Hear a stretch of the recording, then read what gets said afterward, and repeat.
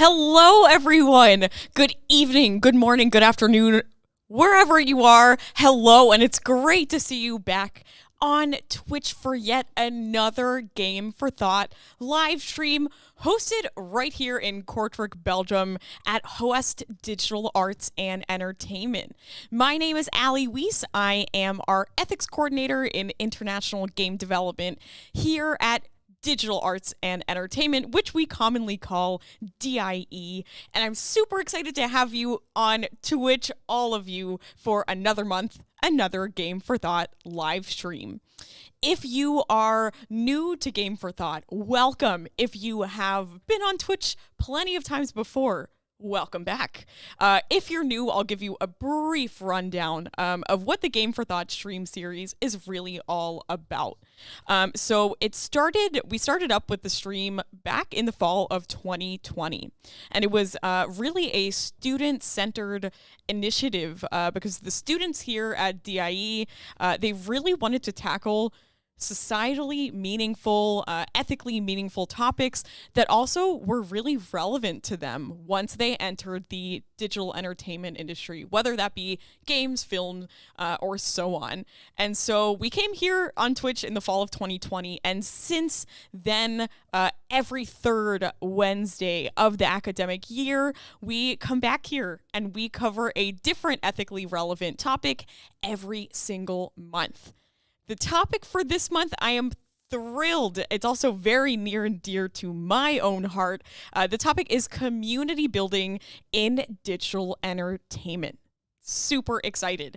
So we're going to start with a guest presentation from our dear friend Robby Bischop. Robby is a community manager and a PR manager at Pirate PR. So we'll hear from Robby. He'll give us a brief introduction to community building in general.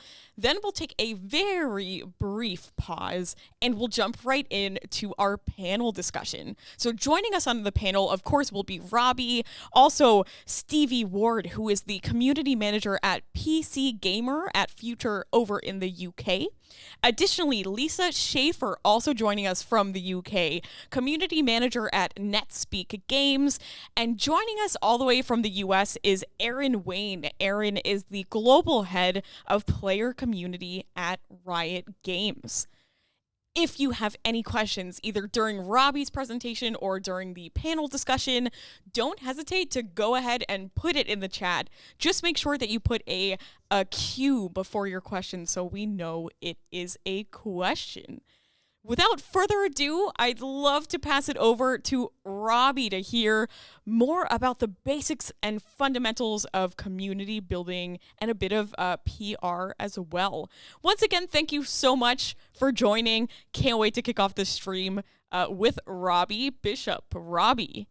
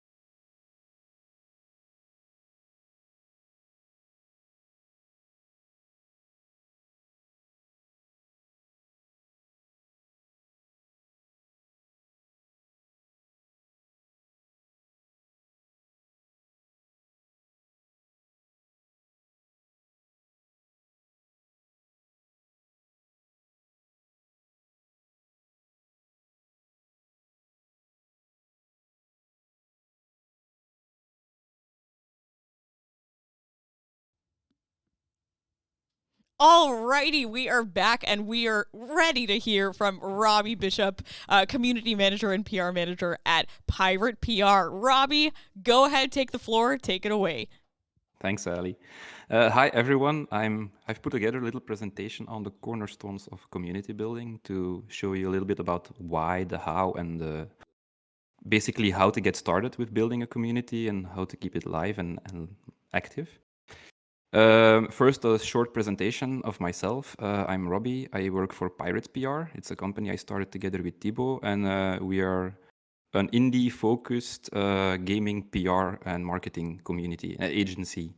We want to help games and events reach a larger audience through social media, press, and coverage, and video by content creators. Some interesting projects we've worked on is One Up in Belgium, which is a conference and an expo that was basically the start of my career under Kronos Interactive. I've also worked for the Belgian Game Awards several years in a row, helping with the website and getting the local game community to submit their games because they need a lot of poking to do so. And then also some games that we released, like Trifox and Journey for Elysium, which were in-house projects, but also some external clients. And since Pirate PR is still a young company, we started in September last year. We are now actively scouting for new clients and making sure that a lot of people that we get the word out for a lot of their games. Briefly going through the why you want to build a community. Most of this will be obvious to people, but it never hurts to go through it anyway. Why should you build a community? It's because they will be your biggest fans. They will have your back. If you need feedback on your game, you can ask them. Did your game just launch and you are well aware of how important it is to have 10 Steam reviews? Then it's them you want to ask to actually buy your game and have a review that counts on Steam. Are you going to do a Twitch stream and you want some hype in chat? It's the people, those people that you bring along are going to be your biggest fans and vocal community members to talk about it and to make other people excited as well. Or the next call to action you have, if you have an event or any kind of activation that you want to promote, yeah, you see where I'm going. You can just ask your community. One often forgotten aspect of it is that it can be a great source of energy for so well the devs and everybody involved in making the game. Just seeing people get excited about your game and any updates can give you a boost and motivation to keep going. Even if your game is not yet released and you're building a vertical slice or a demo, you can also already start community building, asking feedback from people. And if your community grows quickly or is very lively, it can be a great show of success to pitch to a publisher and tell them like, see how excited the people are engaged they are with our content, so they know that there is an audience already for when the game actually releases. Most of the things I will be going through today fall on two sides of a coin. Either it's how to get noticed, or it's when you have their attention, how to keep it. So how to get noticed? Usually you can hear things here like the top of funnel. What does this mean? It's how do you find your community members? And usually you have to shoot very widely, and this can be on social media platforms or at events. For me personally, it's mostly been Twitter all of my life, where I encounter new developers, new gamers, and then you usually want to bring them somewhere where they can follow updates more closely or engage with each other. And that can be a Steam community or just a wish list on Steam. But these days, mostly, and it's also what I'm keeping in the back of my mind when I'm doing the rest of the presentation, is bringing them from those social platforms to your Discord server. So what can you do to actually get some attention? I always advise developers to start sharing their work as early as possible. You can use your work in progress stuff. It doesn't have to be refined. Sometimes people just want to get a sneak peek at what you're working on next, or if it's your first game, just use that to your advantage, selling things like I'm a solo dev working on my first game. Getting them along with that can be of great help. I always advise to use moments that are like recently pitch your game. It's 2 times a year. It used to be once per month. That's a great time to get your first word out. You can see Screenshot Saturday on Twitter being a popular hashtag, but recently the value of hashtags has gone down a little bit, and so I wouldn't advise doing that as your sole level of the only thing that you do. And you can also find some specific ones, like for Trifox, I always participated in Adventure Game Friday, which is not just related to point-and-click adventures, but even action adventures as well. And there was an active community there already. They knew when it was going to happen each Friday, but each time it was a different account hosting it. So it was interesting to ask the one managing it if you can host the next one and get involved in that community and just use it towards your own advantage. Another thing you can do is attend events. As soon as you have a playable demo, you can go to events like Gamescom or local things like Brutaro, which is a cool event that we have every first Monday of the month in Brussels. On Rep, which is a yearly event in Kortrijk in Belgium that we have. And just showcase your game as early as possible, get some feedback going, have a call to action in mind so you can ask them things that are useful to you, like join my Discord, join my mailing list, follow me on Twitter. And also something I tell them is, because I ask people to start sharing as early as possible, especially in the indie communities, is don't be afraid to share your fails. If you encountered a funny bug, you can use it to your advantage. Did you delete your code and rage about it? Just record yourself and share it. It can be a funny moment. Just share whatever you think is okay to share online, and you never know if one of them might go viral. Like this famous part of Pirates of the Caribbean, you are the worst pirate I've ever heard of, but you have heard of me. The same can apply for your games. Going back to pitch your game, because I'm a really big fan of the event, it's 2 times per year. It's basically a moment where you can use one single tweet to tell people about your upcoming game or the game that's already released even. There's a lot of eyes on it from the press, from content creators, from potential publishers. So it's a really good place to share your ideas and see if they have any value. Some examples for Mantis games, I did a post where we had a small teaser video of a playable a game that was going to be a card game with an isometric perspective, but we didn't have anything to show yet. So instead we used a rendered video of something creepy where you zoom into the house and you see a small kid standing in the doorway. I added some creepy musical box audio to it, shared it. It did pretty well. It was handpicked by the organizer of Pitch Your Game as his favorite title of that moment. And also very useful for us was that our inbox on Twitter was full of publishers asking us if they could see the game in action or if they wanted to talk about publishing the game. So that really pointed out to me how vital the moment can be to get the ball rolling. And another famous example is from Philomena Schwab, who shared her village building sim. So the only thing they had at that point was the still image of a giant creature with a flat surface on his back, and then you can build village on top of it. More like an ID that it was pitched, but since so many people jumped on the ID, they knew the game had merit. They started developing it more actively, and now it's actually been released. Like I said, showing your work in progress stuff early can give you some idea if people are actually interested in it. Some good examples from this come from Kevin Anderson. He's currently making paper clay, but the screenshot you see on the left is from a very early stage of the game where he was just checking the platforming and how it feels, and people are already excited about this, while it's just a small chicken, and obviously the character has a lot of appeal. But this showed him that because it was getting a lot of likes, that he should continue working on this project instead of maybe another one that didn't get as many of them. On the right, you see another project that he was thinking of, but he didn't work further on yet, where each wheel of a car is controlled by a different button.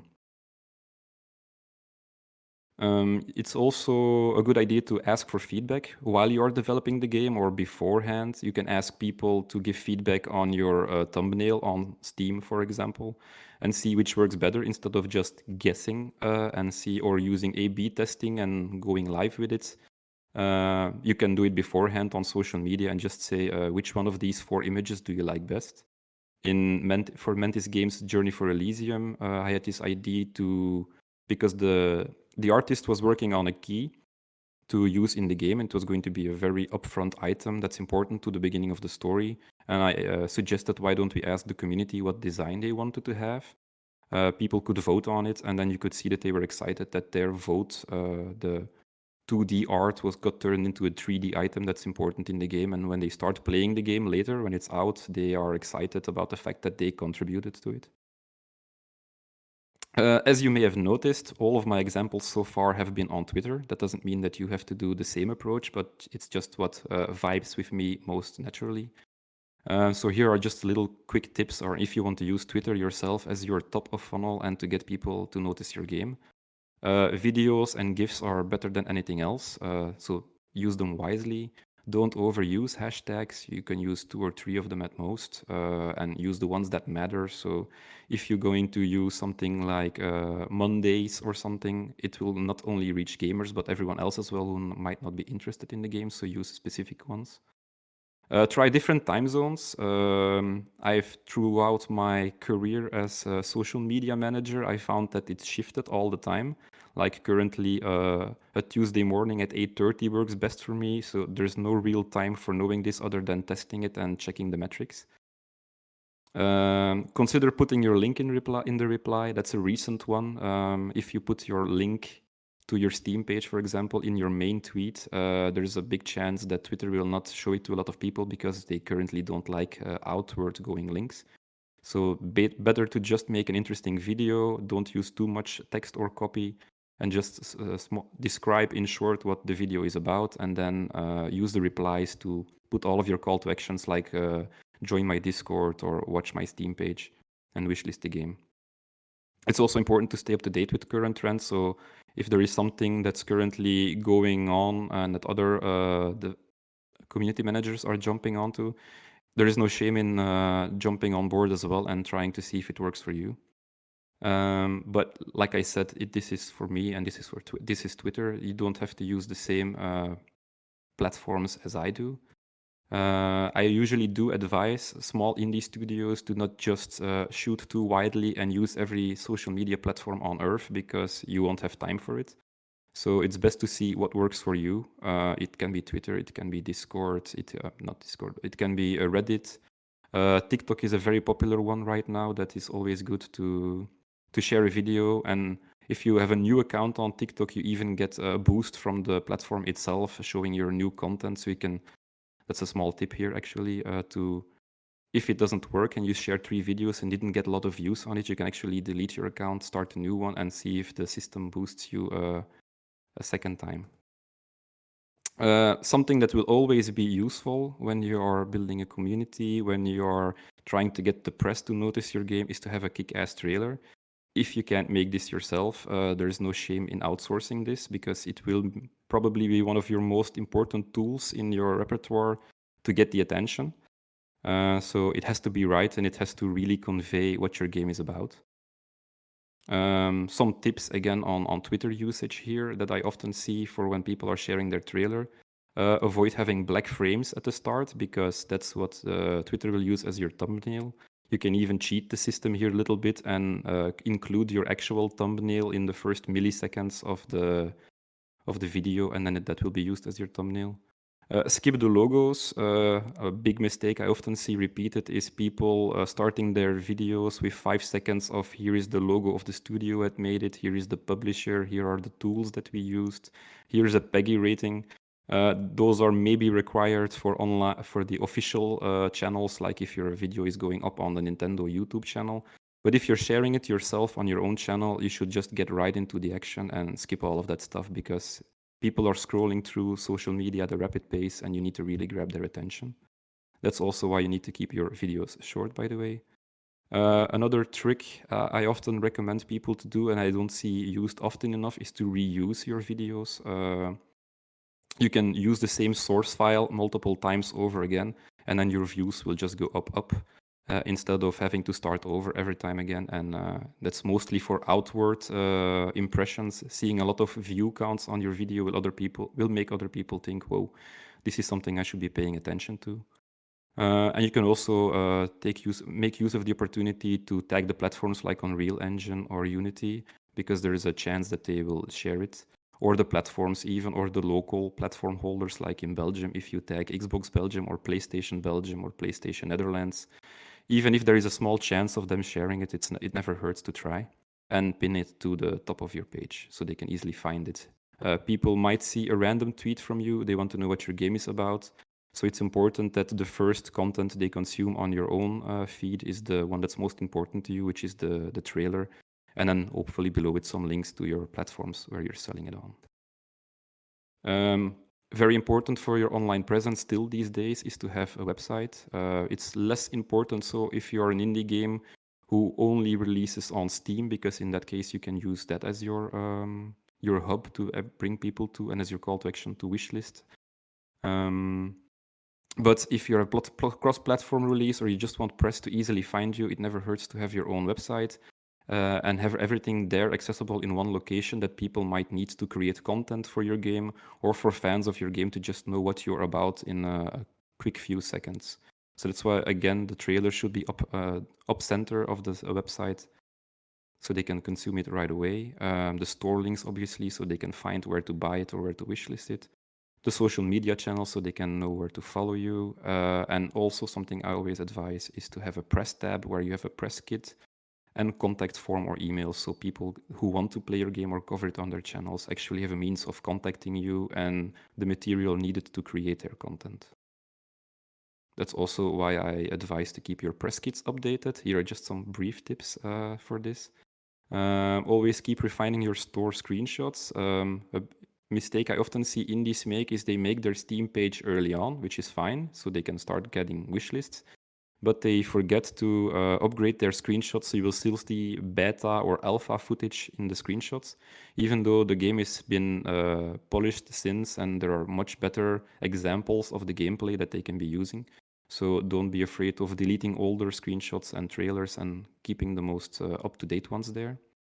You can also A/B test your capsule art, and especially on Steam, there are a lot of metrics here that you can use where you can see if people saw it, so the impressions, and how many of them actually visited your page afterwards. And if you change your thumbnail a couple of times and then you keep track of it, you can learn which one triggered the most people to click on it. Again, have your trailer up on your press kit, not just on YouTube, but it might be worth it also having a downloadable MP4 so other people can easily reshare it if they want to. Have your game and company logos, which is obvious, box art at 9:16 or widescreen, key art at 16:9, so the box art sizes, which are usually or 4:3, or box art that can be used as thumbnails, and also have square thumbnails. So if people crop your title from your game, you do not get any weird results, because I've known from experience that this happened. At the event, this is focusing on if you're going to an event for a little while, because it's also an important moment for you to get new people to know about your game, even if you do not have a social following yet. If you could get a booth at something like Gamescom, that's a perfect opportunity for a lot of people to get introduced to your game. But if you're getting their attention by playing the demo, you also want to make sure that you get something out of it. So if gamers visit your booth, ask them to wishlist the game or join your Discord. And if it's press or content creators, maybe you can have an iPad ready or something where they can subscribe to your newsletter or to your mailing list. You can ask them to follow you on Twitter so they get all the latest updates. And some things that make it easier for them can be like having a QR code on your booth somewhere. An example, for example, that's a bad phrasing. A good example, this is funny. One thing that we really liked doing was when Xavier was at Gamescom for Mantis. He gave everyone, so the Mantis team gave everyone a coin when they tested the Journey for Elysium demo. So they got to test a VR demo that lasted quite a bit. But to motivate people to actually come over to the booth, we had these golden coins that we handed over. And people even started sharing it on the official Gamescom Discord server as one of the goodies that they should really try and get. So when you have the people coming in, how do you hook them? You have to make sure that they know what they are getting in return for joining your Discord or whatever that your call to action was. It can be, for example, to join the next beta test. It can be that the first people to join your Discord get a nice vanity roll forever, so they have a different color in the Discord and they get some kind of ego boost out of it. Or maybe there's a chance to win free stuff, and that can be a reason why they join your Discord or why they join your community, because they know that you are rewarding them for their attention. It's also a good idea to to check for yourself within the team and see how your community can be of any assistance. Again, if you have a beta test, you can ask their feedback. If their feedback makes it into the game, they will be very excited about it. You can put them in the credits, and they will be more than happy to share a screenshot of the credits where their name is appearing afterwards, and that's a really nice thing to do for your fans. Something I've often seen as well is in a game that doesn't have a lot of text, for example, that fans at some point say, "Oh, it's a shame that this isn't available in German. Do you mind if I have a go over the dialogue in the game and I fan translate it myself to German?" And that can be a nice money saver, and you might be surprised at how many people actually have value here and want to help. It's also a good thing to keep your community challenged. You can ask them to participate in speedruns, you can ask them to draw fan art, and then always share this online, obviously on social media. Come up with a funny joke, or you can even involve them in the game and having a little contest or something where their name is suddenly the name of an NPC, and they will have this for life as something that lives on. So it's really a nice thing to do to give back to your community. So again, asking them for their help. I already said this at the top of funnel thing where you are doing this on Twitter, but you can use your existing community to vote for awards, for example, if there is a community voting thing. You can celebrate the new members that are coming in every time. So they have to have a place where they feel welcome to arrive in.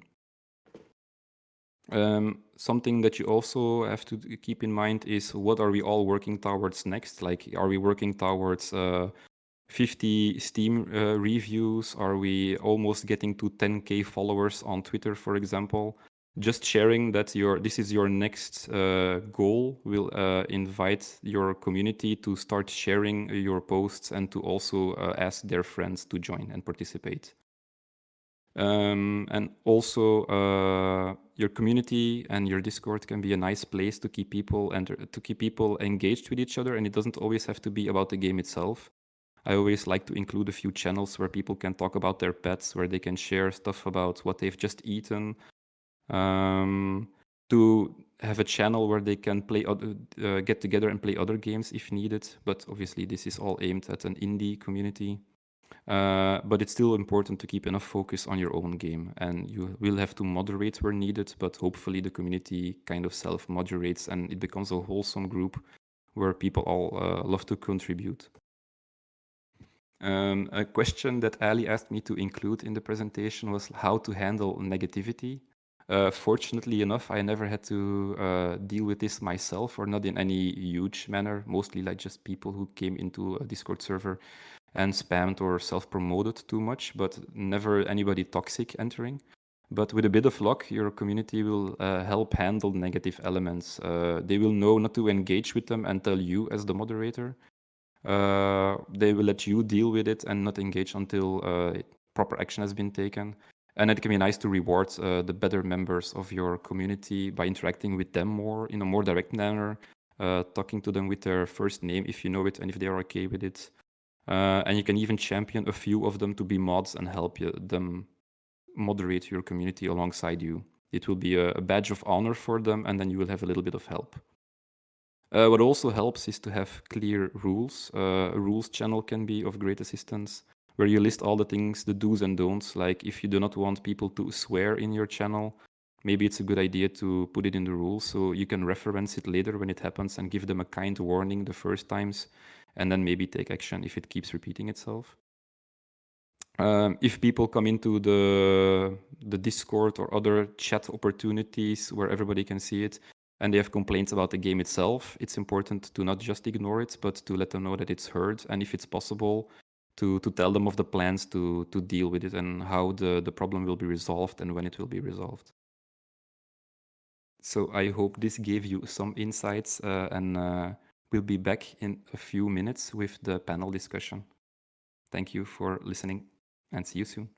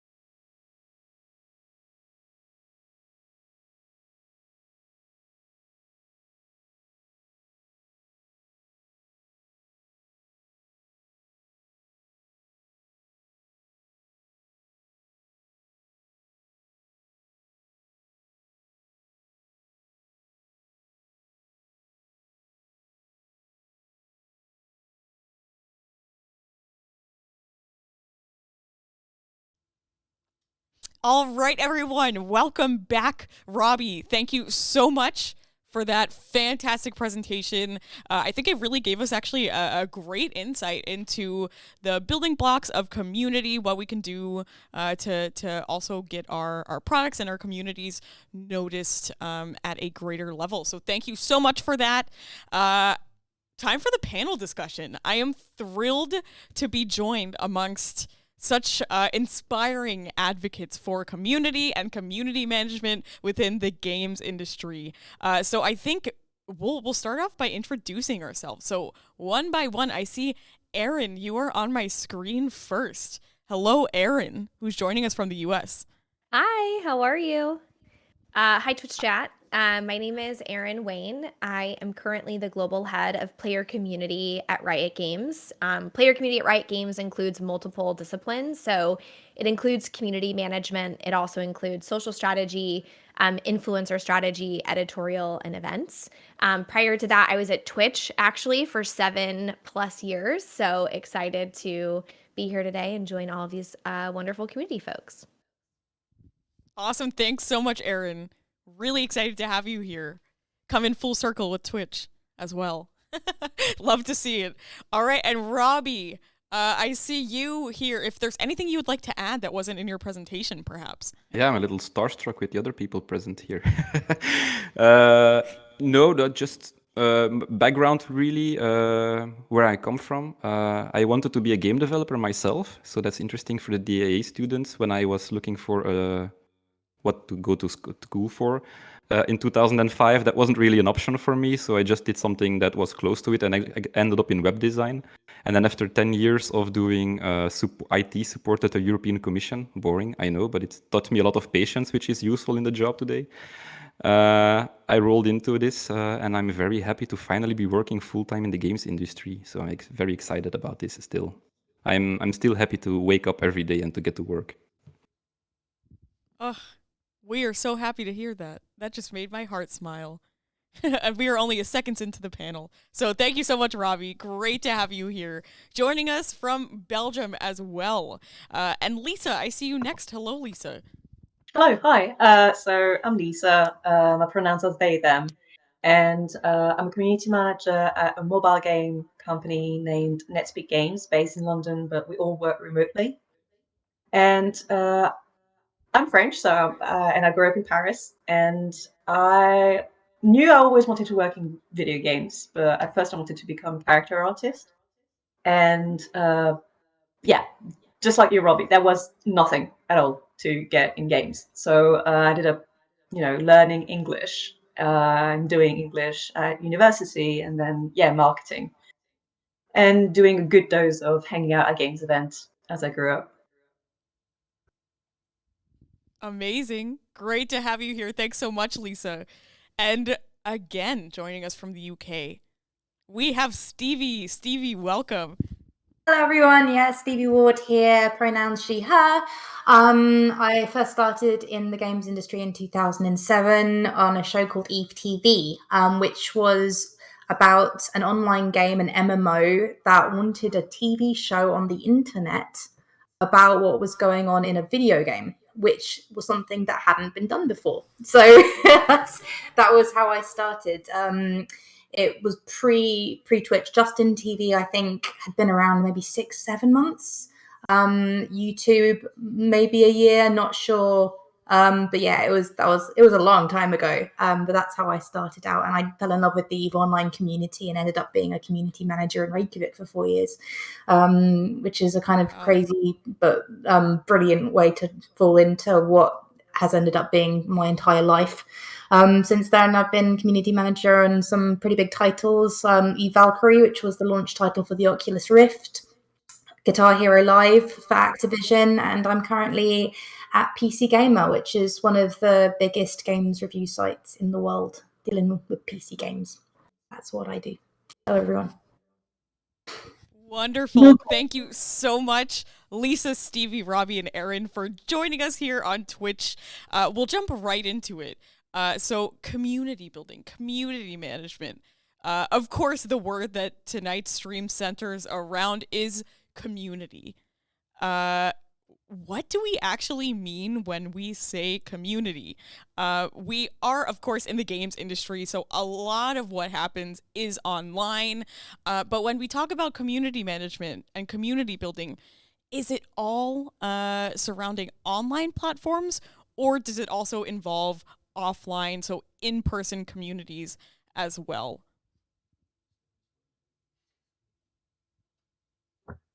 Okay, I'm Does gonna anyone? go. Yes, go right ahead, Lisa. Go right ahead.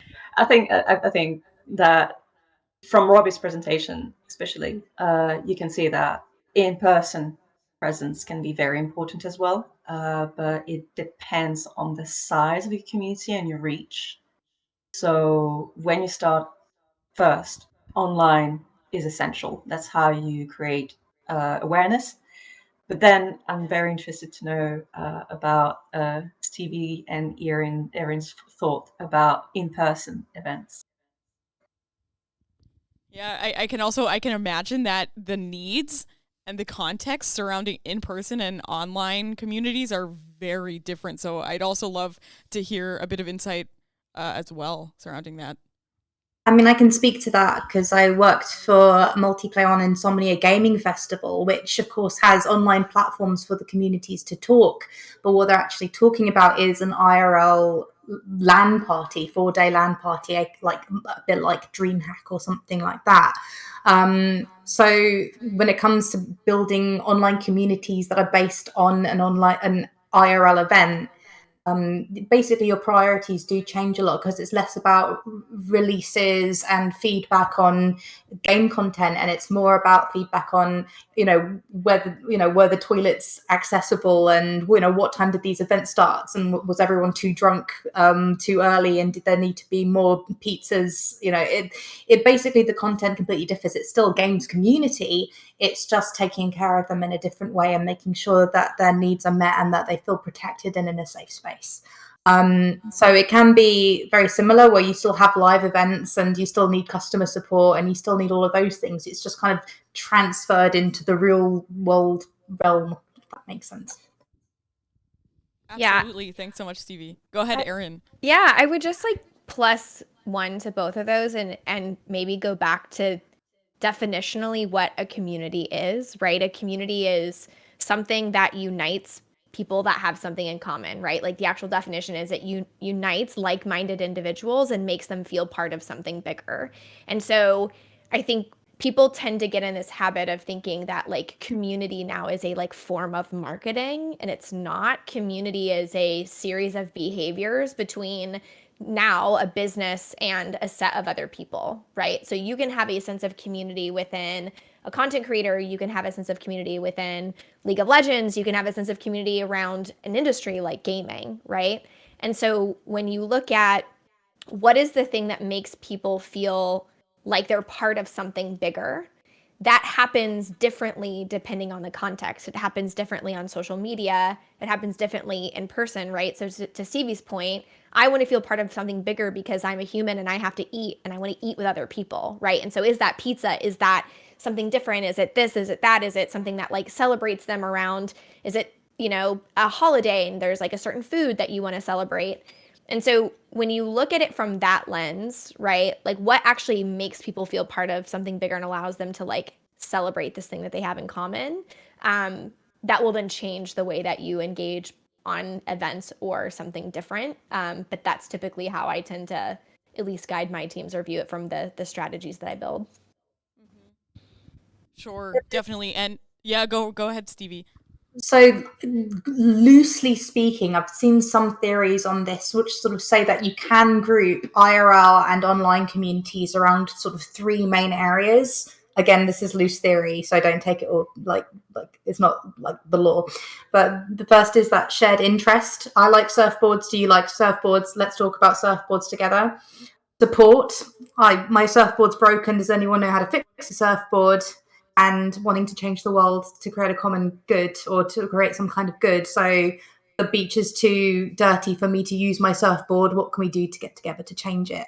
And actually, most communities do tend to fit into all of these three. So if you think about changing the world for common good, you've got things like Black Lives Matter, different charitable orgs, things like that. When it comes to shared interest communities, a lot of gaming does fit into that.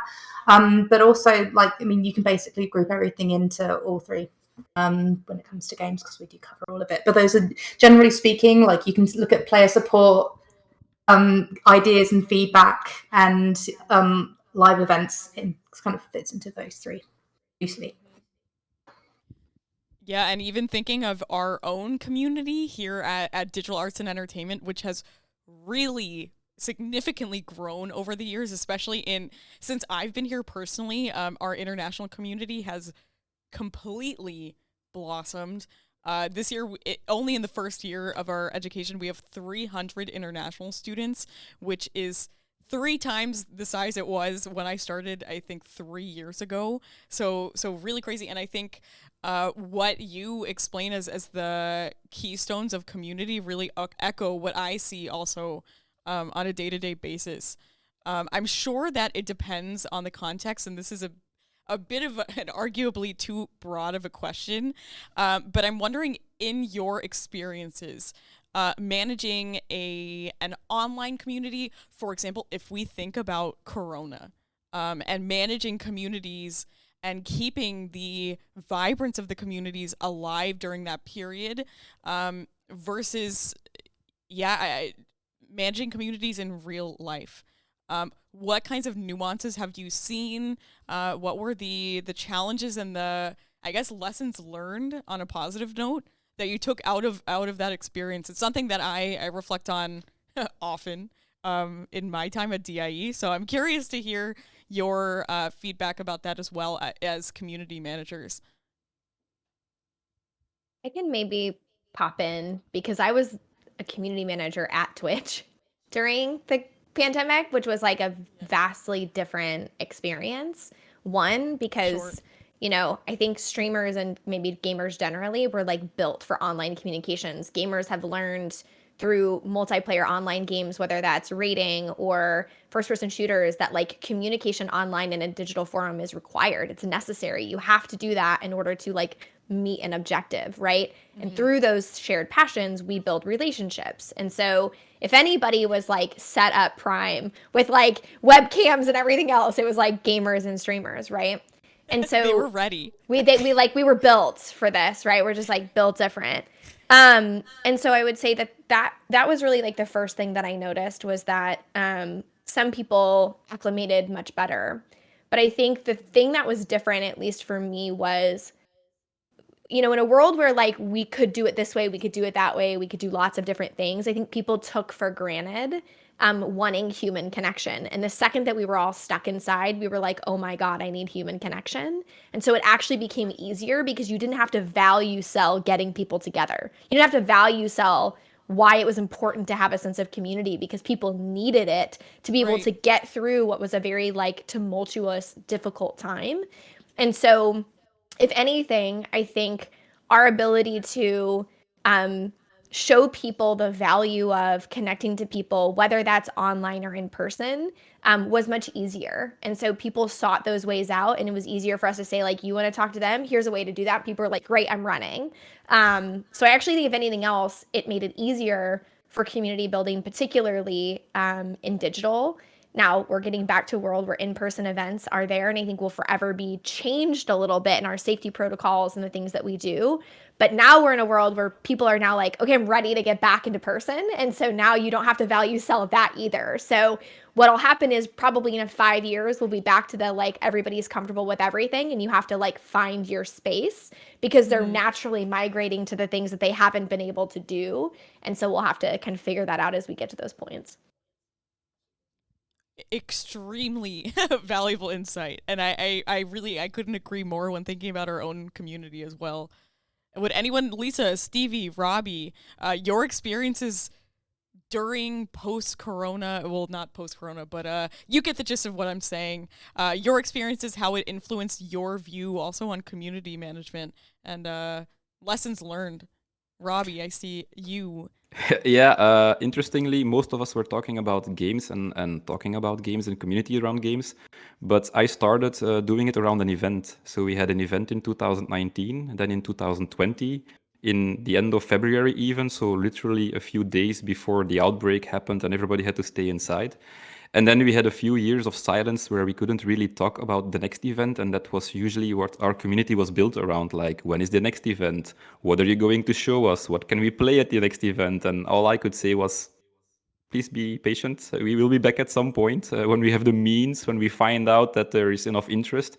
And it doesn't help if our content is suffering from this as well, because you have local well, you've seen at E3, right? Nintendo, PlayStation, Xbox, they just say, we won't attend, we do our own shows. So events are suffering from that part as well. There's not people participating there. And then it's really hard to keep your people engaged. So I shifted the focus of the community from what's happening at our next event to, hey, did you know how much of a importance we put it at OneUp to Belgian indie devs? And I just focused all of our energy on sharing what the Belgian indie developers were still doing, sharing their efforts, using our tools to make their voice louder. And it was really well appreciated. And our channel shifted from being the channel that was just about the event to this is the channel that we have to follow for all news involving about Belgian game updates. So that was the positive that I took out of it. Right. So shifting focus a bit to something that was still very much relevant to the experience that you had offered, but exactly. Yeah, but accessible during the Corona times. Stevie, Lisa, anything to add as well? We did the same thing with Women Making Games, which is an IRL meetup for northern female game developers. And the whole point of it was that it was IRL, because we felt that it made for a safer space to get away from the PC if you needed to talk about something that you couldn't talk about in the office or in a setting that felt more formal, to be able to go and have a cup of tea with some friends and be like, oh my god, work's really difficult right now, or something like that. So we did exactly the same. I think it pushes you to innovate. We moved it to online, and we ended up playing art games and stuff like that, and Jackbox became a big thing, and we kind of took to it really well. I think the other interesting thing was watching different communities find Twitch. So for example, a lot of my friends are stand-up comedians and had their first debut shows and tours cancelled, so all of theatre were like, career's gone. And that was such a massive thing for so many people. Like, my brother-in-law had just gotten his first massive tour, and it was just gone. And it pushed them online. And actually, if you look at people like Robotron, who ended up on Twitch doing The Dark Room, which is an amazing games related show that he used to do as an IRL stand-up, and he moved to online. He's now got a massive online community, massive Discord, has raised hundreds of thousands of pounds for charity over the last 3 years since he actually found Twitch, decided to do the show online once a week, suddenly started streaming every day, and actually found his people that way. So while obviously it was very hard, and for certain things did have to change and in some cases go, I think also a lot of people that would have otherwise not found streaming have actually gone, you know what, I prefer doing this. I know there's a couple of different people in the filming and theatre space who've gone, you know what, I actually prefer to do it like this because I feel a lot safer. I'm in my own home and I can create the content I want to create. So I think, obviously, like there's no changing what has happened, but I think there's been a lot of positive success stories from people finding online mediums and finding that gaming culture has actually done something that can bring people closer together digitally. Absolutely. Even thinking about Game for Thought and our small but mighty Game for Thought community. This was also actually, it started in 2020, the fall of 2020. I just thought of this as we are having this discussion now. And the benefit of doing this online is also so we grow our community globally. I'm here in Belgium, Robby's in Belgium, but UK, US, I guess the benefit of doing these things online is that we do have that global reach that otherwise, unfortunately, wouldn't be possible. I do want to jump into another question that I think I already see it in the chat as well. So definitely something on people's minds. So we have panelists here from very diverse backgrounds, I would say, in terms of career. So Robby, for example, you work with a lot of indie developers, starting from the building blocks from ground zero. And for example, Erin, you are now at Riot Games, which is huge. And I really want to dig into the community building elements between an indie studio and an incredibly large AAA studio, for example. What does the community building, community management, what does that framework look like? Indie studio versus a larger studio. Are there similarities? Are there differences? Lisa, I see you want to add something. Yeah, go right ahead. Yeah, so it is because, well, I used to work at another studio, but I started at Netspeak Games in 2021, actually. So in the middle of the pandemic and everything. And there was no community. They hired a community manager to create and build that community. And I very much started just talking to every developer at the studio. I wanted to know what was the definition of the game and of the people that they wanted to reach first. Because, yeah, the game is the people that make it. And knowing their personality, knowing everything about them really helps defining what you can and cannot do with the audience. So for example, can I do live Q&As with the developers? Or maybe they're a bit more shy, so I will need to present myself as really the voice of the community and not just be a catalyst, if that makes sense. And then, yeah, there's all the marketing research and making sure, yeah, this is the type of game that we have. This is the sort of person that we are aiming to reach. But there's also always a gap between the person you're aiming to reach and who you actually reach. And you need to learn who that actual person is.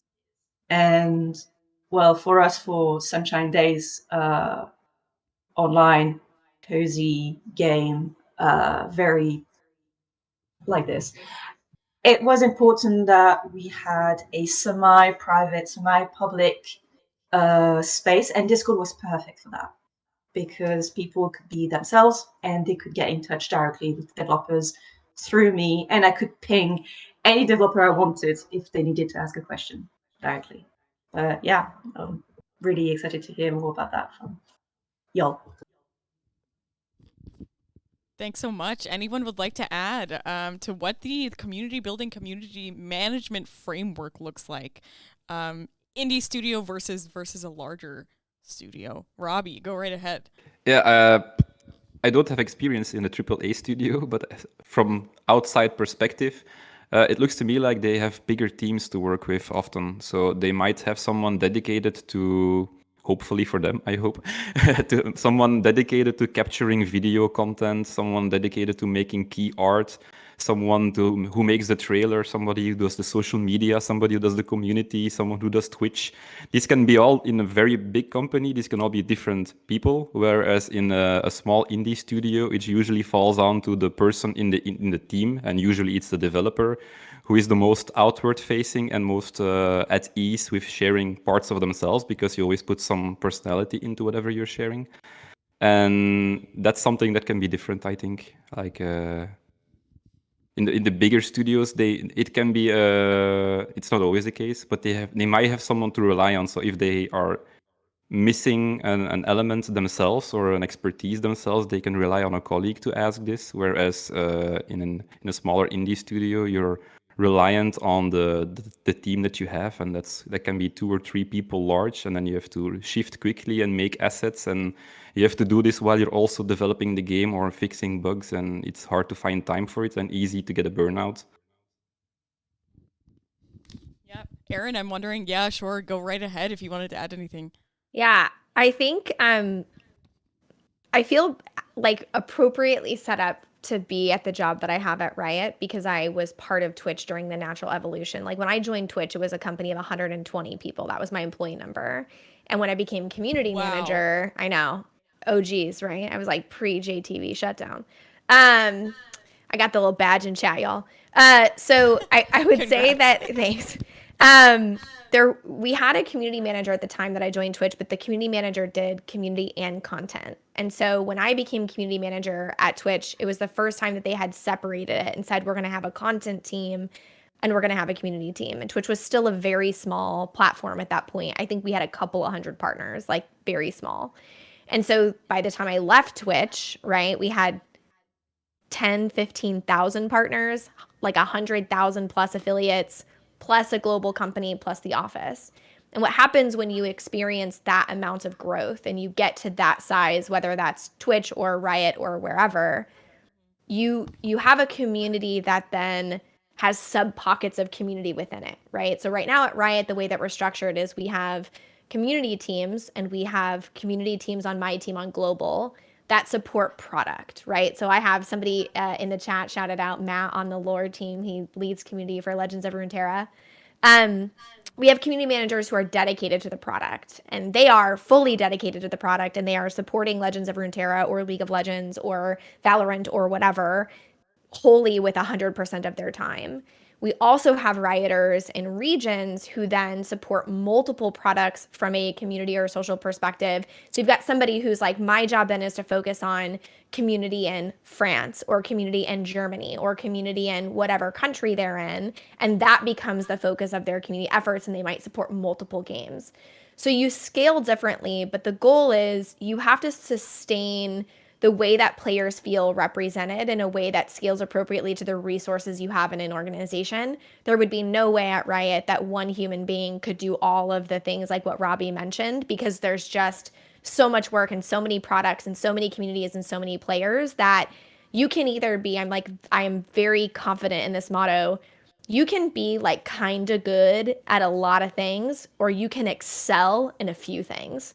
And I would prefer to excel. And so if you can scale what your focus area is to really excel, and maybe that's a craft, maybe that is video production or social media or influencer management, or my expertise is on a subset of players, right? You can excel in different ways. If you can unlock the thing that you excel in, then you will scale the right way.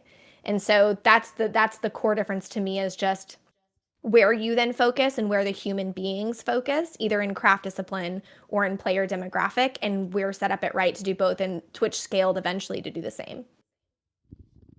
Wow. Okay. I actually did not, I don't think, fully understand the exponential growth of Twitch during that period. So very it was a lot. Thank you. It was a lot. It's just a lot. Okay. Yeah. Thank you so much, Erin. Yeah. Robby, go right ahead. I had something tiny to add that Erin said that reminded me of something, is that a problem I see in smaller indie studios is that if they make a second game that is totally different to the first one, that they find it a struggle to keep supporting the first game, even though there is still an active community.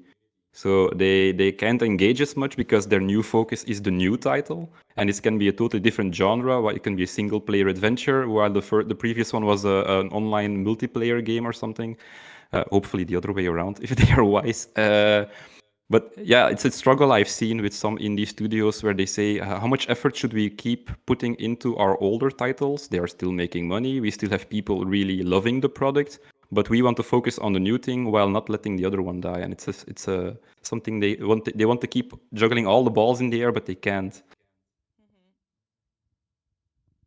Yeah, I think. Go ahead, Erin. Go ahead. I was just gonna say, I think the scale there is important, right? Like you don't want to trade, right? When you're like, that's the most difficult decision that you can be when you work in any industry, is like, I'm not going to grow. I'm going to do all the things I did before with the same amount of resourcing. And you're basically handed an impossible choice. Do I do this or do I do that? And it becomes very difficult, right? Particularly if you're a developer that makes live service games, you can't abandon, like morally, you can't abandon that player base to usher the new one. And if you want those people, particularly the folks that sit in community-oriented roles, whether they're social or influencer or community management, they become experts of that player demographic. And so to ask them to now become experts in something completely different is an uphill battle for everybody. It's not impossible, but scaling that is so difficult. So if it were me and I could like snap my fingers, I would say, like, if you're a developer and you have a live service game and you're moving to add in an additional title, you should scale the team to invest in that, right? Which is hard when cash flow is like a real thing, right? Not every title has the money to go out and go like, it's launching in a year, we're gonna go hire a team for a game that doesn't make money yet. That's really hard to do. There was a question in chat earlier about like, when do you do that? I'm sure we'll get there, but it's a really hard thing, and I have a lot of empathy for folks that are asked to do that because it's so difficult. Possible, but it's a lot for sure. Yeah, I actually want to. Yes, Stevie, go right ahead, and I will segue into our next question that I think perfectly segues. But Stevie, go right ahead. The only thing I was going to say is that you can also have the complete opposite, which is install based. So working on the first commercial launch title for the Oculus Rift, Valkyrie, sometimes you're not just waiting for gamers or fans of your last game or fans of games in general to log in. You're waiting for people to buy a headset which they've never used before, don't understand the technology, and might literally projectile vomit as soon as they put the thing on. So, you know, when you're not sure what your install base is going to be on day one, and the live service guy's like, I'm pushing it live, and you're like, oh my god, and then nothing happens. You know, there's, as technology changes and as platforms change. So, for example, we've got an expert in mobile here as well.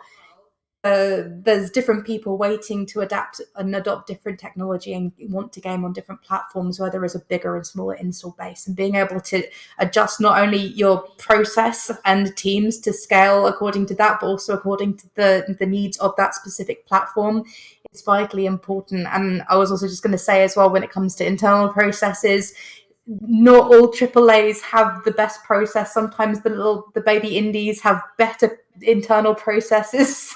I'm not saying Riot doesn't. I'm just saying, like, sometimes the AAAs are a mess, and sometimes the indies are really good, and sometimes the indies are a mess, and sometimes the AAAs are really good. There's no weird trade-off where it's like, I don't want to work in indie because I just want everyone to know what their job is. Sometimes actually the indies also just know exactly what they're meant to be doing and know exactly how to get things done. It just depends on the company and the community team and the people you're working with, and how much stuff you've got to build. That's what I was going to say. Yeah, the processes are only as good as the people who work on them. I love what you just said, Lisa. I literally just rephrased what Stevie said. That's it. I love what you also said, Stevie. So I wanted to segue into our next question about the value that is placed on community. So I know we just talked about scaling upwards. If, for example, there's a new title and new resources are needed to surround and to build up that community. How do you feel about the importance that is placed on community and community resources within the game industry? Do you feel like sometimes it is undermined? Do you think that the value of community actually is well understood? I'd love to hear more about that as well. I can maybe start. I think, to Stevie's point, it depends on the industry, and a lot of times it depends on leaders, right? You can all roll your eyes. I'm gonna preach it because I love it. It's part of the reason why I joined the company. Riot's mission is to be the most player-focused game company in the world, and they take that mission very, very seriously. That's why I went, right? Like, I came from Twitch, which was very community-oriented, and that's just part of my value system, right? I do believe that people need to be at the heart of what we do. Statistically speaking, the next generation of the mass consumers and purchasers who will drive purchasing decisions do not resonate with traditional media. They want to feel personally attached to brands who share their value systems, who align with the way that they want to live their life. And so people being at the center is an inevitable change that every company will have to make, right? Like traditional, like I drop some info and I leave is not going to be the future of where marketing is in 15 to 20 years, because that's not what consumers want. And so if they're not already on that train, they're very traditional companies, they're going to have to kind of readjust the way in which they market to things in the mass consumer market. Now, because community is a very new and emerging space in terms of like the discipline of community, like what does that actually mean? I think you can tell businesses who have just subbed the word consumer with community and the companies that actually embody what community is, because again, it's not a discipline, it's a series of behaviors, right? It's not I drop marketing and I leave, it's how do I have a two-way conversation.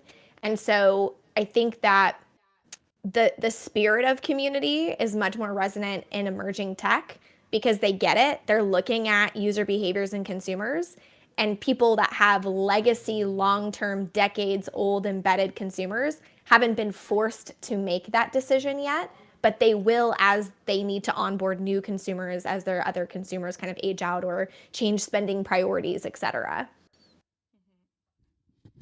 So eventually, inevitably, Erin, the importance of community will show its face. It will in lots of different ways. Again, I think we tend to think of like community as a job title. I work in community because I am community management, instead of viewing it as the philosophy by which we engage with the people who engage with us, right? And so when we look at community, I actually think of community management, yes, as a job family that at Riot serves a very important function, which is connecting the developers to the players and ensuring that information lands in the hands of players. But when you look outside of community management as a job function and you look at like player community, for example, and the way that we've built it, it includes tons of other things: social media, influencer strategy, events, editorial.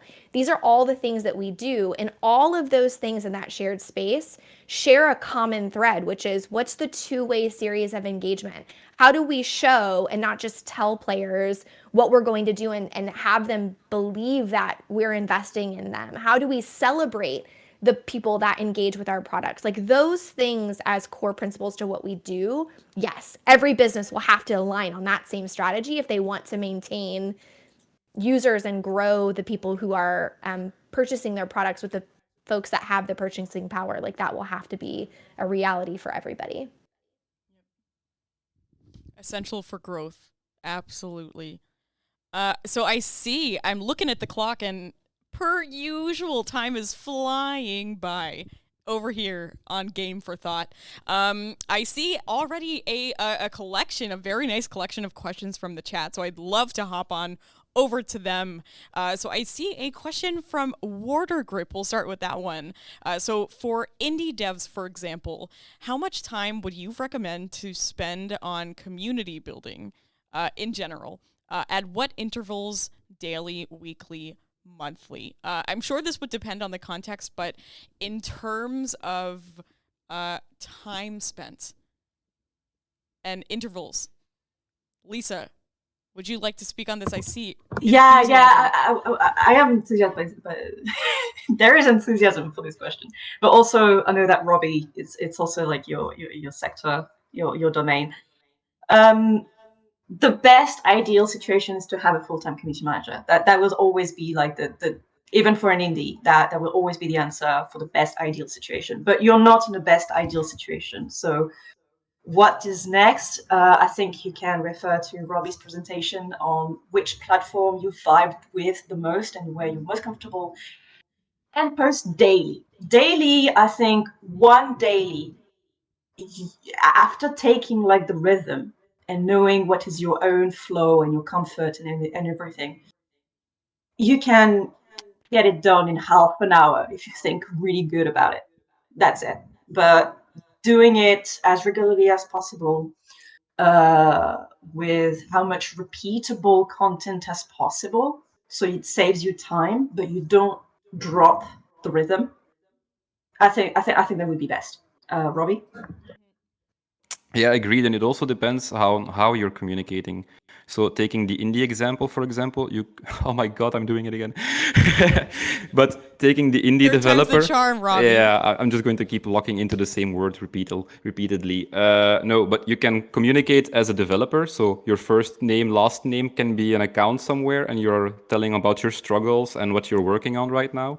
You can do it from the game account, so you can have an account with the actual, like, the name of the game as your account that people follow, and then you're expected to only talk about this game and nothing else. Or you can talk about the studio as a whole, which maybe have different games to talk about, maybe old ones, new ones, or maybe you're working on 3 new titles at the same time, in which case, Godspeed. But yeah, like keeping a steady flow that's comfortable for yourself. And my advice is always been, because this works for me best, and I've seen it work best for other studios as well, is put a personal voice on it. Use the platform when it's comfortable for you. So don't stare yourself blindly at this is the best time to post. Maybe the best time is when you have time or when you're feeling optimistic about it. If you want to tweet while you're on the toilet, go right ahead if this is your best time. Don't just focus on what am I sending into the world, but use the platform, be it Reddit or Twitter, as a person, and engage with other content. Talk to other developers, even the people who are following you for your game specifically. They will learn who you are and what you stand for just by seeing how you interact with others. And that can also be very meaningful. And it doesn't have to be content of yourself every day. You can share what other people are working on and then give your input on that. I actually, this also ties in, when you mention social media, it also ties into one of the pre-submitted questions as well, regarding social media fatigue, and posting fatigue. This, I guess, as a follow-up question to Warder Grip's question, do you ever experience this? What are your tips, tricks, recommendations? I know community management and building is so much more than social media and posting on social media, but social fatigue, what are your thoughts on that? Have you ever experienced this before? Go ahead, Robby. I was just going to say, if someone knows the answer to this, let me know, because gatekeeping the job away from my private life has been one of the biggest challenges for me as a community manager, especially these days when the device from which you can do your job is literally in your pocket. And just glancing at it for whatever reason can show up 15 notifications you missed. And not even to mention the thing that we mentioned earlier with different time zones being an issue. When people are awake, when you're decompressing and ready to start watching a movie or play games yourself, and then you see an issue pop up that's really urgent, but someone just woke up on the other side of the world and you need to deal with it right now. I have a really hard time dealing with that. I'm a huge mental health sufferer and advocate for talking about it. So full-time anxiety, depression, antidepressants, all that stuff. It's okay to talk about, guys. You can do it. The thing like that has made all of the difference is learning how to set those boundaries. Not just with yourself, because I know that's the hardest thing to do, is when you wake up in the night and you're like, oh my God, but what if that thing's still broken? And to set boundaries with the community as early on as you can. So things like, when it comes to dealing with developers, to say, like, with those developers, making sure you've got buy-in for them for the amount of time they want to be posting on a forum, or they want to be able to do it. Like, how much can you do it? No, the narrative designer can only post once a week. I'll take 3 questions over to them, and then they're going to answer those, and that's it. Or on emails, at the end of our emails, we know you're on a different time zone. Please only reply in your time zone. I do not expect you to reply after 5 p.m. And I have that on all of my emails, to say I do not expect you to reply if you're in LA, or we've got offices in New York, Sydney, San Francisco. Like, I don't expect you to reply if I'm sending it on Friday. I know you're already asleep if you're in Australia. So being able to set those boundaries early when it comes to not just your developers giving feedback or listening to player feedback, but also in just how you work as a team, and really make the difference, and staying true to that, and having a manager that's like, if I see you on Discord again after 6, I'm going to chuck you out. And I've had some really good bosses that are like, I'm gonna ban you from chat if you come back in here after 5, Stevie. And I'm like, oh, but I just want to do a crit. And then they chuck me. So, I think it's about setting that culture within your team, and then setting that culture with the community, and with and also giving away, if you can, giving away some of that responsibility. So, I mean, moderating your Discord all by yourself, or promoting some hardcore community fans to become moderators, setting up those community support programs if you've got that ability to do so, and just letting some of that power go will help you in the end if you are able to do so. Obviously, on some bigger titles where moderation has to go through legal and people have to be trained in certain ways, I know it's a lot more difficult. But if there are communities where you can say, actually, like I work for GiftGaff, where it's a mobile network and the community runs their customer support. They don't have call centers. Their community is on the forum going, you have to dial 151 to get through to your voicemail, and they get payback. They get phone credit for every time they respond to another customer. And that's how the community works. So it's crowdsourced, it's crowdfunding, and these are all innovations that, as technology gets better, we're able to do. So it's not, so set those boundaries with your team, set those boundaries with your community, and give away some of that. And you'll be in much better shape. Absolutely. And I think it sounds like it's giving up power, but it is not giving up quality. It's just outsourcing that, actually insourcing it to your community. And actually, I think that it sounds like it has potentially very strong assets to it as well. Yeah, so as I said, I am solo community manager on Sunshine Days, and Discord was very important, and I was stressed about how do I deal with growth, because I'm alone and I'm on UK time and I need to sleep. And very early on, I opened like a form to apply to be a moderator, and I set up my own criteria and everything. And that helped a lot, because now I have 4 moderators from all over the world who are adults with their own life. I do not ask them, like, they are volunteers. I do not expect them to do hours or anything, but I know that they will be online. And I talk to them every month. We have a meetup and we just talk about the most pressing matters, and I update them on the game and what we're going to do. So I give them, like, they are part of the team in a way that matters. And also I created another role, which is community helpers. And basically they are people, mostly moderators, well, people who apply to be moderator, but they are underage. And I tell them, answer questions. You have the legitimacy in the server to answer player questions. And so many times I've told that community, thank you so much, because thanks to all of you, I can sleep at night knowing that everything's taken care of. Literally, you can literally sleep at night. Yeah, and shouting appreciation, telling it straight to the community for all to see, creates more positivity and also more honesty with one another. And that has been just so great. So shout out. Thanks so much, Lisa. Erin, go right ahead. Yeah, as it relates to the original question about like content and posting fatigue, I know for me in the very early days, especially when you're in startup, you're in small environments and lots of things are your job, I think part of it is less like I'm actually tired of posting the content, and more I'm tired of the wheel. I'm tired of always trying to come up with something new. Like if you run into creative roadblock, you're just stopped, right? And then you're like, well, I have to post something for the sake of posting, but I don't have that creative energy today because I'm burned out, because I've now had to do 5 new things in the last month, right? And so the more that you can like programatize your content, the easier it will be, right? And so like one of the things that we'll do is we'll look at, if you were to take the amount of content and kind of make it into like a pie chart, how much of that pie chart should be educational? How much of that should be like a spotlight on consumers? How much of that needs to talk about like product updates or marketing materials or whatever? And then you can within those say like, okay, education means we're going to do, these 3 things.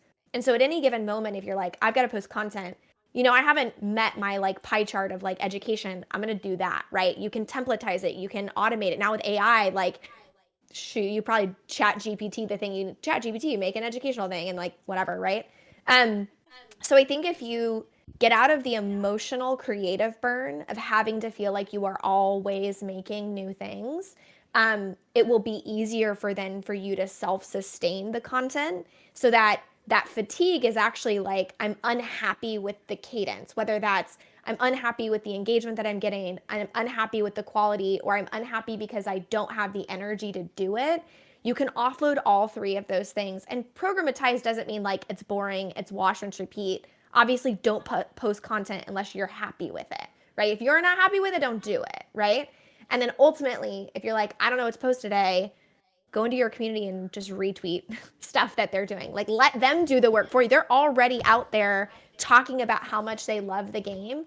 You can just let them take the spotlight. You can just, I don't know what to say today, so I'm going to let them say it for me. Like, that's also totally okay to do that too. And in fact, you should be, again, celebrating your community. You should be encouraging them to engage with you. You should be letting them take the spotlight for the cool stuff that they're contributing. Like, all of those things will help you as it relates to that like content burnout, to feel like you are doing something that is both meaningful and not always having to like start from scratch again.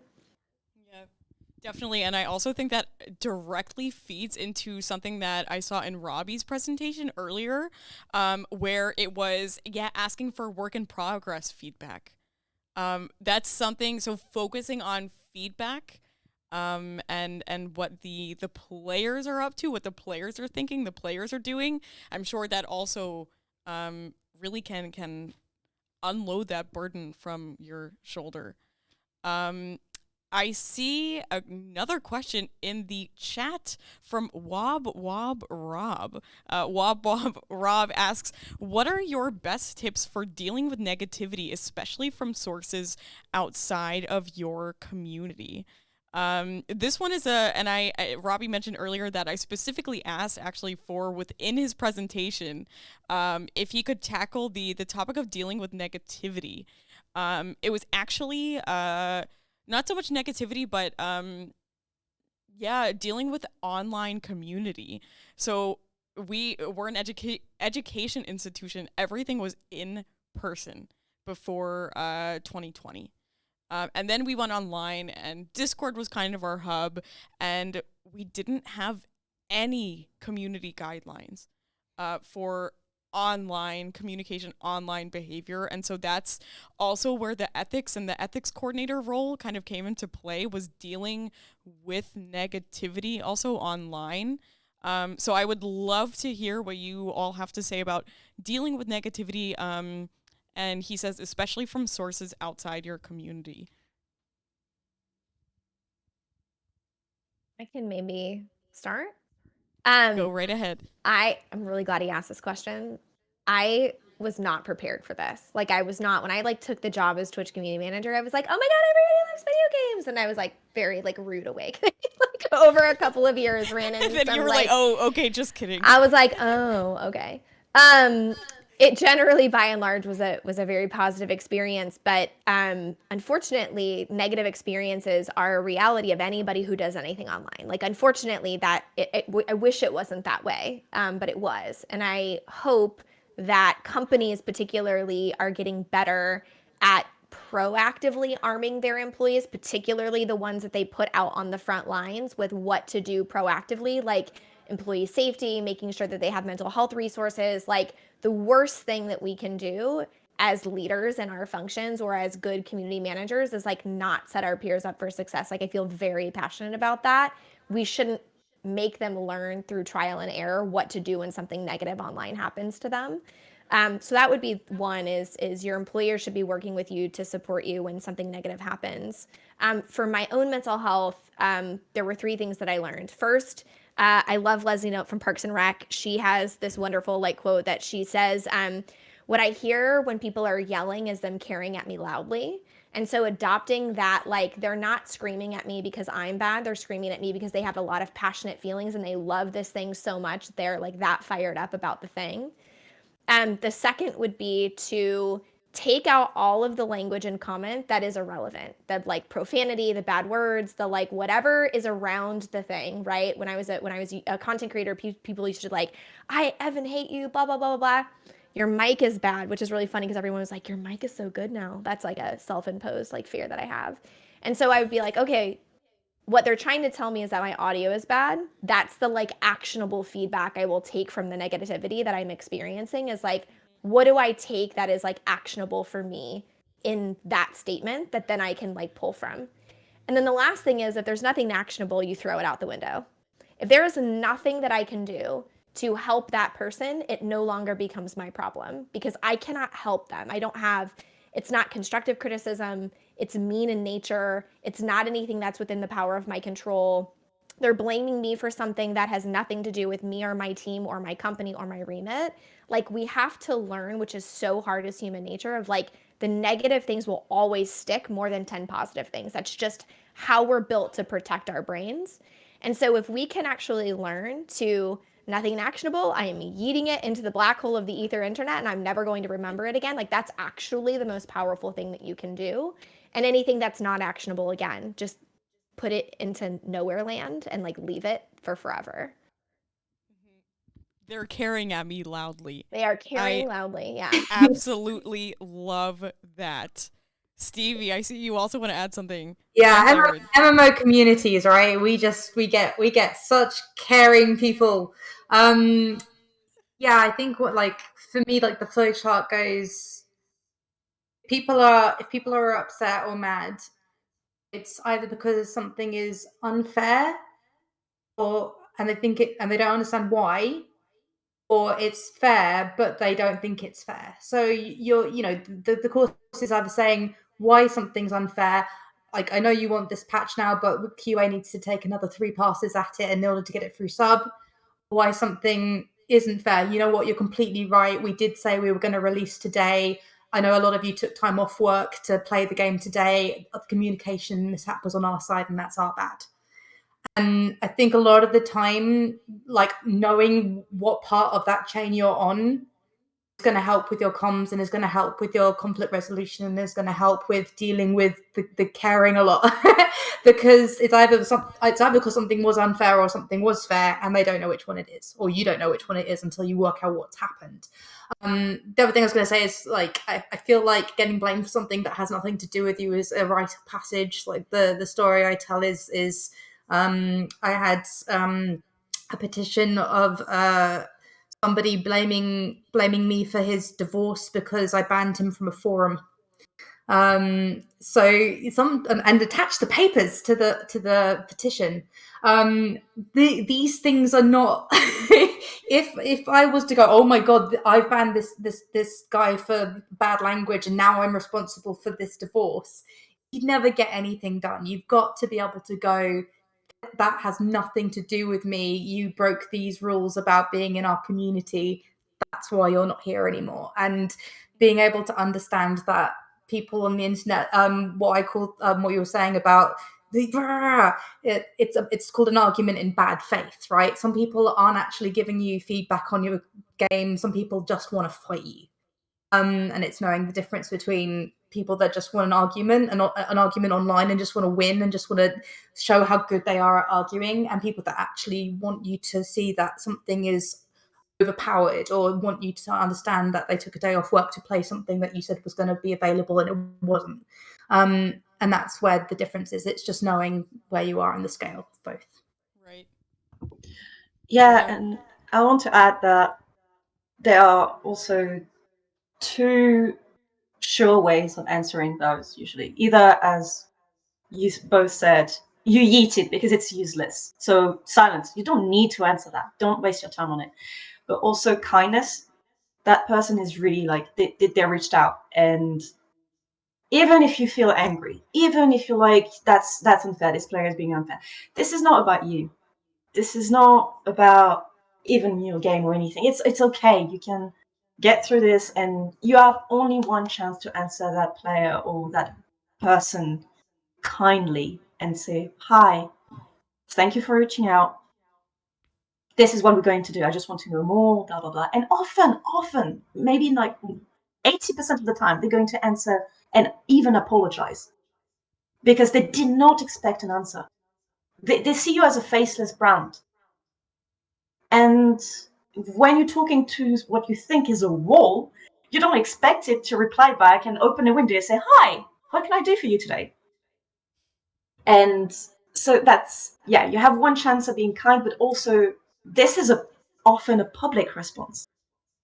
This is who you show the world you are as a community manager and as a brand. And sometimes, like, a few brands can allow themselves to be a bit snarky, and that's okay. Like, often people are going to be like, yeah, that's funny. But ultimately, you need to help that person. So try to find that balance between this is funny and making fun of someone. Because you're going to lose that person forever and even create a monster against yourself. That's not what you want. So being kind, I think, even if your brand is to be a bit edgy or whatever, being kind is always a surefire way to answer.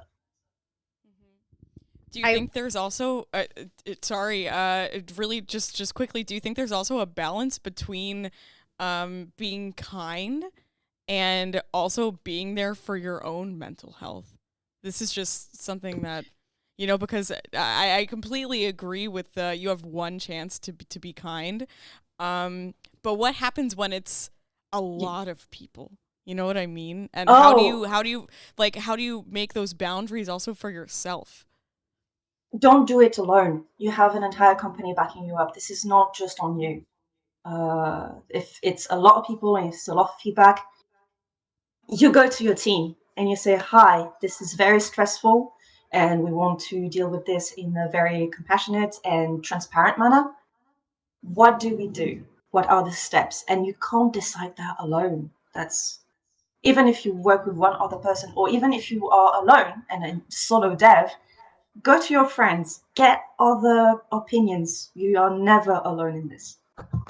Yes, Erin? Sorry, I didn't want to catch you up. No, Thanks, Lisa. Erin, go right ahead. Yeah, I think there's a difference in people being entitled to your space as an individual and entitled to a reply from a company, right? If I am a paid consumer and I'm asking about why something wasn't delivered the way that it was promised to me, that is not me, Erin's responsibility to give my mental time, space, and energy to answer that question. That's the company's responsibility to provide players with the insight that they need, right? And so we have a hard time doing that because most of us got into community because we were really passionate about the thing that we support.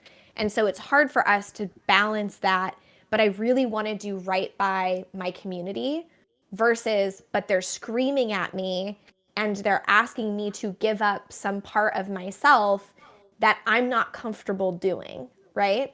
And so I totally agree that your company is there to back you up. What I would say is the challenge is that striking the balance in being able to humanize the brand in a way that doesn't feel faceless when we have to deliver bad news, that can be really hard because I learned early on, there was an instance, I won't talk about the specific instance or the specific creator, but it took a long time to get something delivered, and we finally delivered the thing. And this person that I knew, that was a content creator who I was very close with, knew very like socially, was friendly with, etc., was just angry, very angry. And I went to them and they were basically like, "You didn't care," was like the phrase, "You didn't care," to the company's tweet. And I went to them and I was like, what I care. And they said, "I'm not talking about you." And I said, "But who are you talking to? Because you know the company is made up of a lot of me's, right? Like the company isn't just an AI to just like make things and like push them out. It's just an entity. It's just like a faceless entity, blog. Right. To Lisa's point, it was a faceless entity and it felt bad. And their point was, but when it came to bad news, I don't want to feel like you hid behind, you meaning the whole organization, hid behind the faceless entity. I wanted to know that a human being cared as much about this as I did. And I don't see a human being that cared because all of us were afraid to be the human being that stood forward and said, we know that this is bad." And so really that fear was born out of there was not enough protection. There was not enough proactive balance in how to manage that. We didn't have enough moderation and like all the things we've talked about today led to that finite moment where we actually delivered good news that landed poorly because they wanted to have a human face tell them that it mattered, and we couldn't give that to them. And so I would say, yes, like follow up on your company, but this is actually like leading up to the proactive moment where the human beings feel psychologically safe enough to be the person that delivers that human bad news or deliver that message. Because you will have to strike that balance of not wanting to be the faceless entity that doesn't put a human at risk, but you also have to humanize their brand. So this is not just like an easy, like, oh, I've now solved it for forever. You will get, especially as you get into larger organizations, you will get into complex problems that you're going to have to make a hard choice. Do we go, the company makes the statement because it is, risky enough, or do we go, the person says it and humanizes it, which is great, but that human being might then feel like they are the target of, the player frustration or feels bad.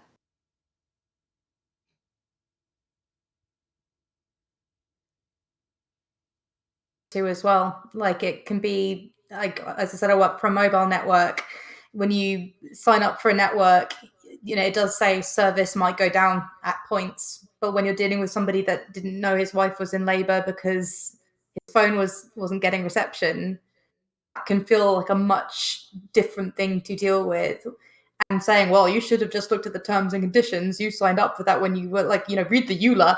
It doesn't sound, it isn't the right way to go about it, because they want to know that there's somebody there that goes, oh, I'm so sorry about that. It's, it wasn't something that's in our control. If there's anything we can do to make it up, like there, obviously you can't with stuff like that, but just being able to understand and have the human face on that, or on whatever it is, if it is something that it has actually really hurt somebody that especially loves your product and loves your community and is a super user, and somebody that's sort of been there for both you and the community, can be very, very different. I think with Twitch, you've got quite a unique experience of that, because it's not just sort of anonymous online personas of people. You're dealing with the real people every day who are good people, and who spend 8-9 hours a day like streaming and giving their all to use your product and your platform. So I can understand, like, if they feel hurt, like how difficult that must be to sort of negotiate that. So I do feel for that. Thank you so much. What an incredibly insightful answer to that question.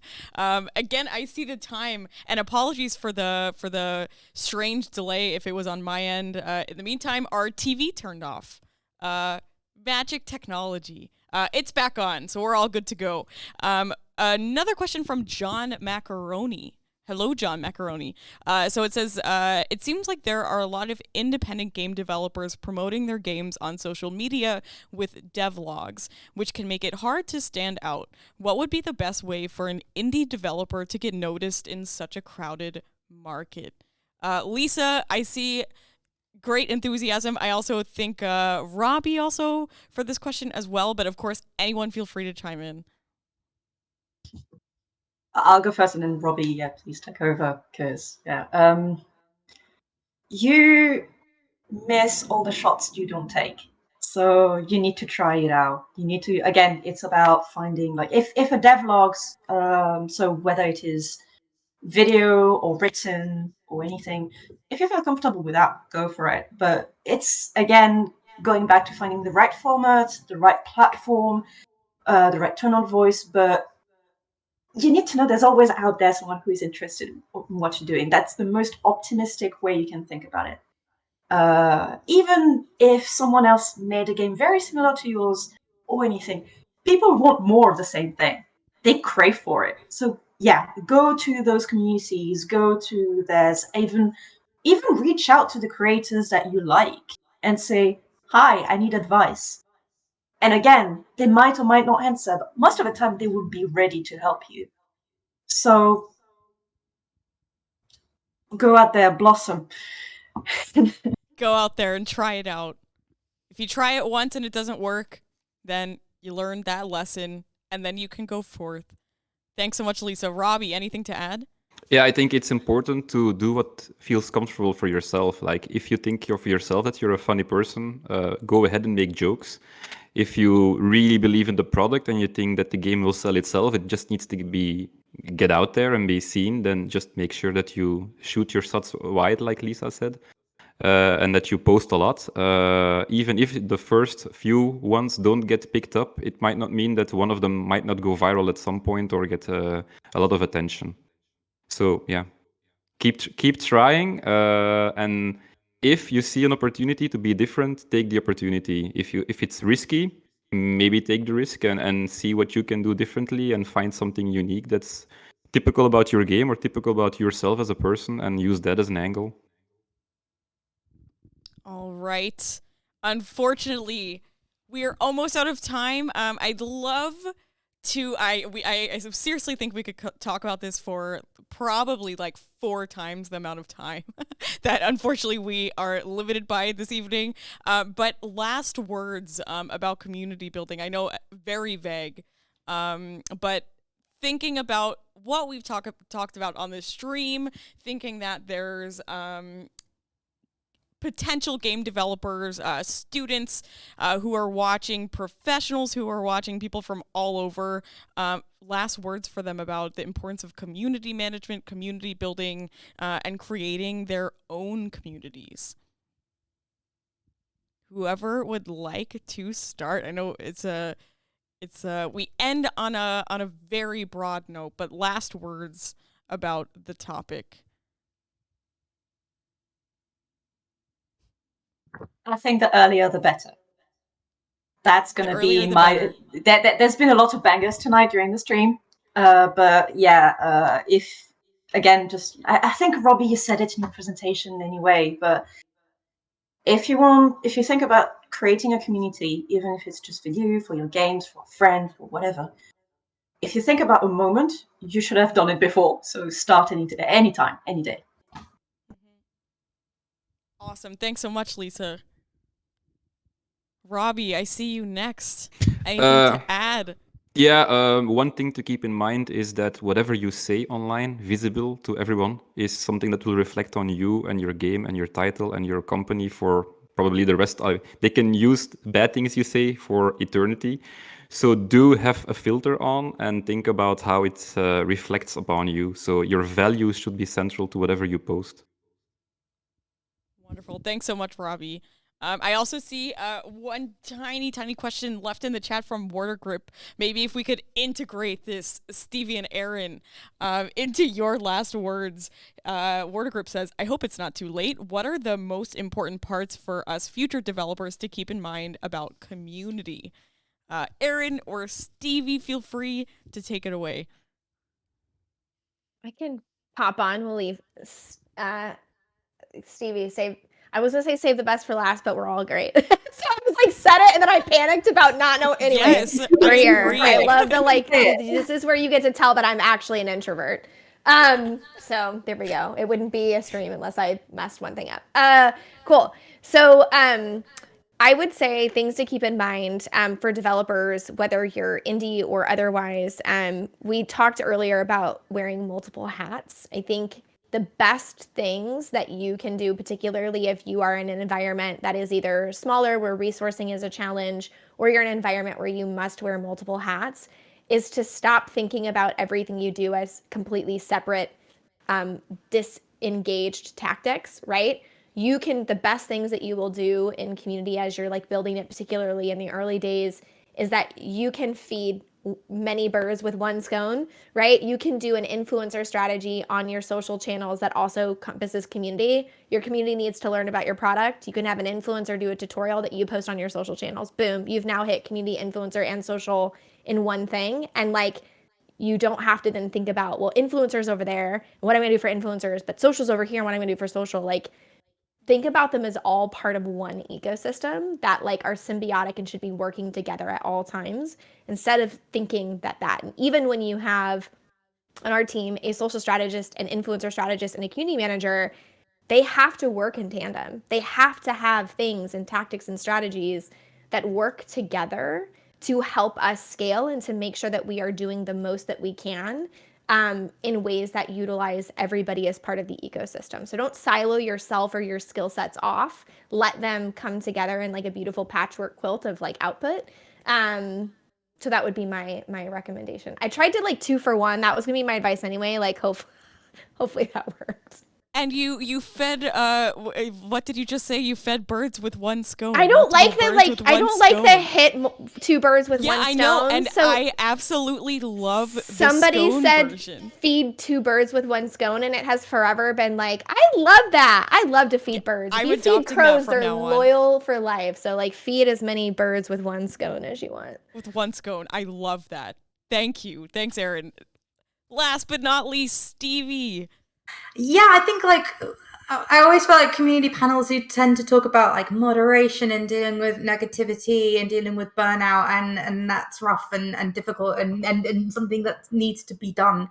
I think also never forget why communities are what they are in the first place. Humans are capable of incredible, beautiful things, that the gaming industry has raised billions for charity since internet people could come together and realize they could raise money, that people have been there for each other through every possible heartbreak and have managed to find friends online that they couldn't have met otherwise, to be their family, their chosen family. That is the power of what community does. And your community, no matter how big or small, you can create universes. Minecraft, you can create as many different amazing huge events as possible. You can create tiny little in jokes with the 4 people who play your game. You know, the possibilities are endless, and I think that remembering why you're doing it in the first place and why we do what we do is because it's fucking awesome and it makes you laugh. But there's memes. It's mainly memes, and that's basically it. Just remember that, you know, it's a beautiful thing, and communities are the best thing about human existence, I think. And the scone thing as well. And also the scone thing. That was incredibly beautifully put. Thank you so much. Last but not least, please thank our amazing, inspiring panelists in the chat. Erin, Robby, Lisa, and Stevie, thank you so very much for sharing your incredibly valuable insights and for joining us and chatting also with our community online about the importance of community. I really, really appreciate it. For all of you out there joining us on Twitch, hang on just for a couple more minutes. I will share with you some information about our upcoming live stream happening next month, and I'm sure time will fly yet again, and we will be there soon. So hang on, stay tight, and we will be back with some more information. Thank you so much for watching. See you in a second.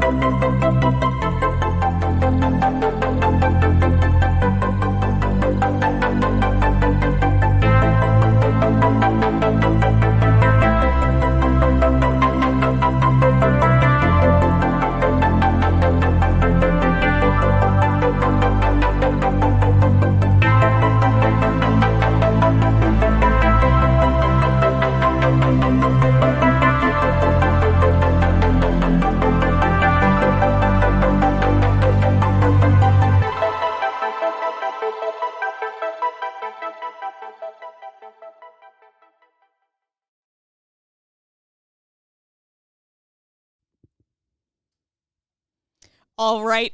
I can't believe it. Another Game for Thought live stream in the books. Thank you so much for joining. No matter where you find yourself in the world, I am so happy to see you all back on Twitch for another Game for Thought stream in which we tackled the crucial element of community building in digital entertainment.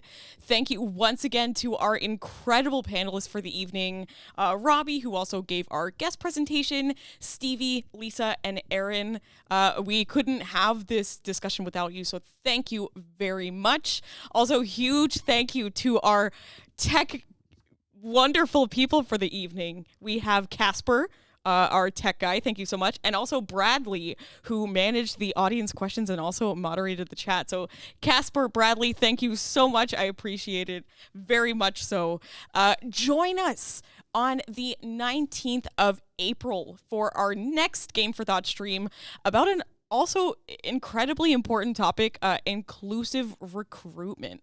And if you just want to, watch some more Game for Thoughts, in the meantime, go ahead, check out our YouTube. We have all of our live streams dating back all the way to 2020. So from the very start of this live stream series, 3 seasons so far. So go ahead and give those live streams a watch as well. Until then, until April 19th, have a wonderful evening, afternoon, morning, wherever you are.